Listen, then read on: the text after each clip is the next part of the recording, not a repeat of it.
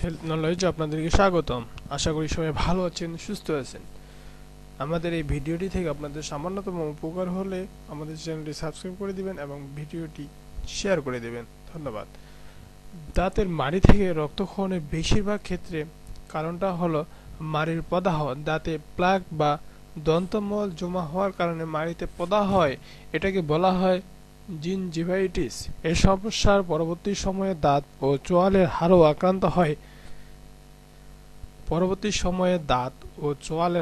আক্রান্ত হয়। সেই সমস্যাকে বলে পেরিওডন্টাইটিস।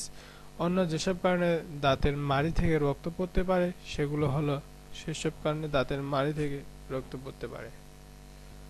খুব শক্ত ব্রাশ দিয়ে দাঁত মাজা, কৃত্রিম দাঁত ঠিকমতো ফিট না করা, অ্যাসপিরিন জাতীয় ওষুধ সেবন, রক্তের নানা রকম রোগ যেমন লিউকোমিয়া, ডেঙ্গু জ্বরের মতো সংক্রমণ, যকৃতের সমস্যা ইত্যাদি, ভিটামিন কে এর অভাব, স্কারবি হলে যা করণীয়: রক্তক্ষরণ বেশি হলে এক টুকরা তুলা বা গজ বরফ ঠান্ডা পানিতে ভিজিয়ে মাড়ির এই ক্ষত জায়গাটা চেপে ধরুন।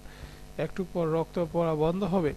বেশি রক্ত পড়লে অ্যাসপিরিন জাতীয় ওষুধ সেবন আপাতত বন্ধ রাখুন। নরম শলাকার টুথব্রাশ ব্যবহার করুন। লবণ পানি দিয়ে মুখ কুলি করুন। দাঁত পরিষ্কার করার অন্তত বা তন্ত্র বা সুতা ফ্লস ব্যবহার করতে পারেন। 6 মাস পর পর দন্তমল পরিষ্কার করার জন্য দন্ত চিকিৎসকের সঙ্গে দেখা করুন। তামাক ও জর্দা পরিহার করুন।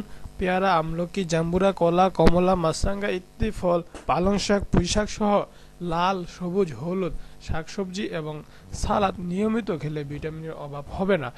মাড়ি থেকে অতিরিক্ত ও বারবার রক্তক্ষরণ এবং সঙ্গে অন্যান্য গুরুতর উপসর্গ যেমন জ্বর, ওজন হ্রাস ও শরীরের অন্যান্য জায়গা থেকে রক্তক্ষরণ হলে অবশ্যই চিকিৎসকের পরামর্শ নিন। একটু যত্ন নিলেই দাঁত নিয়ে রক্ত পড়ার সমস্যা আর থাকবে না। ধন্যবাদ আমাদের এই ভিডিওটি দেখার জন্য। আমাদের চ্যানেলটি সাবস্ক্রাইব করুন এবং ভিডিওটি শেয়ার করে দিন।